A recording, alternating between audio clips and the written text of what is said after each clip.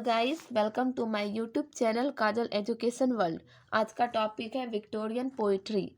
ये paper first का है, सेक्शन ए का है, पोइट्री का है। इससे पहले वाला जो वीडियो अपलोड किए हैं वो था एलिजाबेथ लिरिक एंड सोनेट। तो आज का टॉपिक है Victorian poetry. The Victorian poetry contributed a lot in the development of English poetry. यानी कि विक्टोरियन पोइट्री का जो है डेवलपमेंट जो हुआ था इंग्लिश पोइट्री में हुआ था। It start in the second quarter of 19th century 1832 and ended by 1901। ये जो सेकेंड क्वार्टर जो ये स्टार्ट हुआ था सेकेंड क्वार्टर में 19th सेंचुरी में, जो कि 1832 में स्टार्ट हुआ था, और इसका एंड जो हुआ था 1901 ईस्वी में एंड हुआ था। In fact the poet of this period were close to life. और इसका जो फैक्ट जो है ये पोइट्री पीरियड वियर में क्लोज हुआ था, close to life. Surrounding and situation, और इसका जो सराउंडिंग और इसका स्थिति था। The period of inquiry and criticism that is Victorian age. Victorian age Victorian age जो है इस पीरियड में जो है इंक्वायरी किया गया था, क्रिटिसाइज किया गया था। is roughly from 1830 to the end of 19th century। और ये जो है रफली फ्रॉम किया गया था 1830 में, और इसका एंड हुआ था 19th सेंचुरी में। The poetry of this period is called Victorian period. इस पीरियड को विक्टोरियन पीरियड कहा जाता है। Darwin the origin of species, यानी कि इसकी जो प्रगति की उत्पत्ति डार्विन के द्वारा हुआ था। And the descent of man challenge, और ये डिसेंट ऑफ मैन चैलेंज जो है ये बुक का नेम है। द ऑर्थोडॉक्स रिलीजन, और ये धार्मिक रूप के लिए है। The industrial revolution increase the wealth and the prosperity of the nation. ये जो है रिलीजन था, और उसके बाद इंडस्ट्रियल था, यानी कि औद्योगिक रिवॉल्यूशन था, जो कि बढ़ता गया, स्वास्थ्य के रूप में बढ़ता गया, on prosperity of the nation, और राष्ट्र में भी बढ़ता गया। It change the entire force of England, और ये जो है एंटायर हुआ था इंग्लैंड में एंटायर हुआ था। The result was that people become materialistic in the attitude and the spiritual value of life and been forsaken by the message।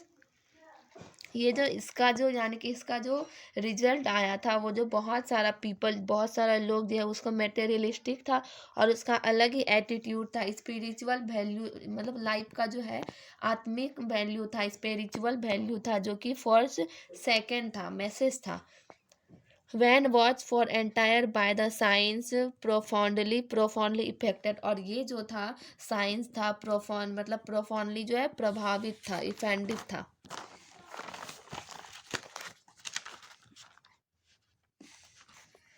Victorian poetry, यानी कि विक्टोरियन पोइट्री से साथ सो poetry become analytical, realistic, democratic, special, humanism and the full of query। ये जो Victorian poetry था analytical था, realistic था, democracy यानी कि लोकतांत्रिक था, रियलिस्टिक मतलब यथार्थवादी, और डेमोक्रेसी का मतलब होता है लोकतांत्रिक, सोशल यानी कि सामाजिक, ह्यूमैनिज्म यानी कि मानवीय, एंड फुल ऑफ क्वेरी। उसके बाद है सेकेंड स्टेंजा में है, in poetry Lord Alfred Tennyson was the most representative poet of the Victorian age। Lord Alfred Tennyson जो था वो जो है यानी कि प्रेजेंटेशन पोइट था, और विक्टोरियन एज का था। His poetry was record of the intellectual and spiritual life of the time। और ये जो पोइट्री था इसका जो है रिकॉर्ड था, ये जो है अपने टाइम का इंटेलेक्चुअल था, स्पिरिचुअल लाइफ था इसके टाइम में, ये सब था। Their philosophy of life and warm of mankind, ये जो है ये फिलोसफिकल था, फिलोसफिकल लाइफ था, और इसमें जो है ना दुखों के बारे में मैनकाइंड किया गया था। He had no depth feeling, और इसमें जो है कोई फीलिंग नहीं, मतलब कि कोई गहराई वाला फीलिंग नहीं था। Of the romantic season, this is clear when he compare, उसके बाद इसको जो व्हेन जब इसको कंपेयर किया गया था Tennyson S T Agnes eve with kids, the eve of S T एंगस, द प्रिंसेस, उसके ये सब जो है उसका जो है ना लिखा गया था। टेनिसन जो है ना उसके द्वारा लिखा गया था the princess, tear idle tear, the grand, the gardener daughter, bugle song and other, ये सब जो है टेनिसन के द्वारा लिखा गया वर्क है। In Memoriam is the poem of Tennyson himself, यानी कि मेमोरियम जो है ये भी लिखा गया था टेनिसन के द्वारा, एक पोएम है जो कि टेनिसन जो है अपने बारे में लिखे थे। This is an ugly on the death of his dear friend, और ये जो है अंगली था, डेथ था, और इसका जो है ना मतलब कि लोकप्रिय फ्रेंड था। द प्रिंसेस, यानी कि टेनिसन का एक और लिखा गया जो था ये जो वर्क था the princess is a long narrative, ये जो है नैरेटिव मतलब कि बहुत ही लंबा नैरेटिव पोएम था। इट इज ए फिलोसफिकल, और यह फिलोसफिकल पोएम था। Which contain a which memorable stanza, ये जो है मेमोरेबल स्टेंजा था। Robert browning was also a leading poet of his age, यानी कि रॉबर्ट जो था ये अपने टाइम के जो है ना पोइट, मतलब कि बहुत ही लीडिंग पोइट थे विक्टोरियन पोइट्री के टाइम से। ही वॉज ऑल्सो टचेज, और ये जो है काफ़ी ज़्यादा टचेज थे the moral and the religion, और ये जो है मतलब कि नैतिकता से, धार्मिक से ज़्यादा ही मतलब कि टचेज थे, यानी कि जुड़े हुए थे। प्रॉब्लम ऑफ विक्टोरियन एज, और जो है विक्टोरियन एज के टाइम जो प्रॉब्लम चल रहा था उसके बारे में डिस्कस कर रहे थे। His love affair with Elizabethan in date in happiness, इसका जो लव अफेयर था वो एलिजाबेथ के इन डेट के टाइम से था जो हैप्पीनेस था। So he had reason to be an optimist, this is clear from the line of the year at the spring, ये जो इसका जो टाइम था वो क्लियर लाइन था, और ये जो था इसका जो रीजन था ऑप्टिमिस्ट था। Among this important poem dramatic romance and lyrics, ये जो इम्पोर्टेंट पोएम जो रहा है इसका क्या क्या था, ड्रामेटिक रोमांस था, लिरिक था, और मैन एंड वुमेन था, पाई पाई पेपेस था, my star meeting at night by the fireside, Browning is a masterpiece of the short lyric, Browning जो है ये मास्टर पीस था short lyric, meeting at the night था इसका जो है मास्टर पीस शॉर्ट लिरिक्स था। Is a short dramatics lyric, और ये जो है ना शॉर्ट ड्रामेटिक्स लिरिक था। In describes in a very dramatics way, और जो है ना ये इसके बारे में जो डिस्क्राइब किया गया था, एक्सप्लेन जो किया गया था वेरी ड्रामेटिक्स, यानी कि ड्रामेटिक्स तरीके से किया गया था, बहुत ही सिंपल तरीके से किया गया था। How the lover and the beloved meet at the night, यानी कि लव और बिलव जो लव था मीट एट नाइट था। प्रोफेरिस लव, यानी कि ये भी एक वर्क है, इज हीज लव पोएम, ये भी एक तरह का लव पोएम था। It is free from morality, और ये जो है मोरालिटी से फ्री था। It is the poet describe how beloved put his arm around waist, यानी कि इस पोएम में जो डिस्क्राइब किया गया था बिलव के बारे में उसके आर्म के अराउंड किया गया था। After Lord Tennyson and Robert Browning the third place में be assigned to Matthew Arnold. Robert Browning जो था ये थर्ड प्लेस में असाइंड कर रहा था मैथ्यू अर्नोट से। He and his poetry were full of pain and the melancholy. और ये मतलब कि मैथ्यू अर्नोट और रॉबर्ट ब्राउनिंग जो थे इसका जो पोइट्री था वो फुल ऑफ पेन था, यानी कि पेन से भरा हुआ था, मेलोचेरी था। But his poetry is full of objective और इन पर्सनैलिटी। लेकिन उसका जो पोइट्री था वो फुल ऑफ ऑब्जेक्टिव था, यानी कि उसमें ऑब्जेक्ट ज़्यादा था। उसके बाद इन पर्सनैलिटी था। His style was cool and dear. इसमें जो स्टाइल जो था वो कूल था और डियर यानी कि प्रिय था। The fine restraint and the skill pure sequence purity of his view of his verse are worthily of high praises. इसका फाइन रिस्ट्रेट जो था वो प्योरिटी था, वर्थ था, और ये इसका प्राइजेस यानी कि उसका जो वर्थ था बहुत ही हैप्पी था। डीजी रोस्टेली एंड डी सीजी रोस्टेली, यानी कि ये दोनों जो है ब्रदर एंड सिस्टर थे आपस में, इसका रिलेशन था। Who were leading figure in the movement.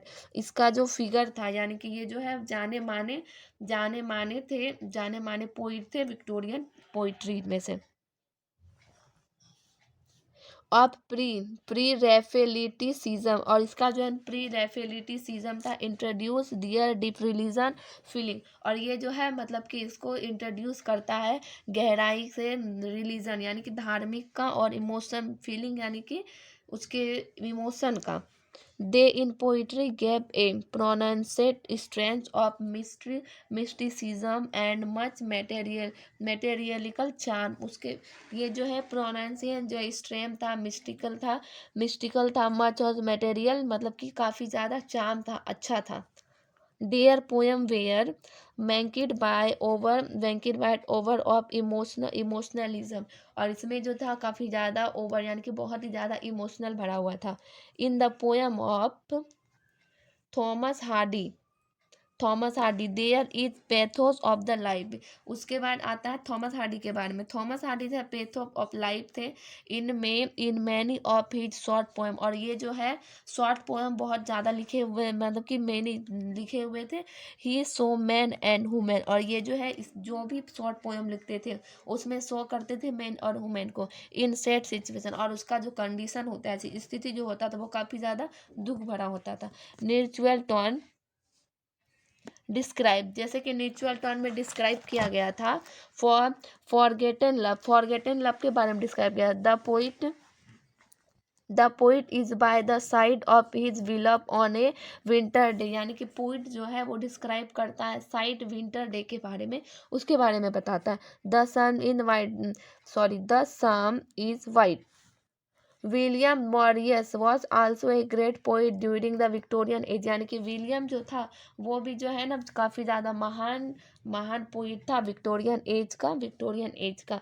Among his important poem ballad and sonnet. और ये जो है बैलेट एंड सोनेट लिखा गया था, फेमस पोएम लिखा गया था विलियम के द्वारा। इज द हाई इम्पोर्टेंट, यानी कि जो काफ़ी ज़्यादा इम्पोर्टेंट था।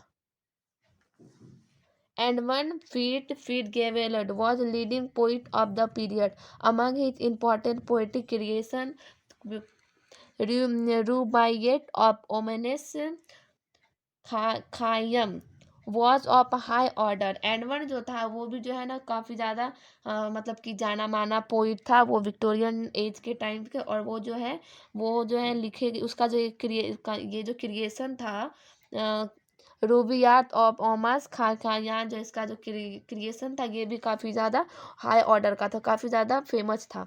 Award from this poet A G Swinburne, G M. Hopkins, B V. Brown and Clough are also celebrate poet. यानी कि कुछ और पोइट का नाम है, जैसे कि एजी हो गया, जी.एम. हॉपकिन हो गया, ब्राउनिंग हो गया, ये सब भी काफ़ी ज़्यादा सेलिब्रेट पोइट थे।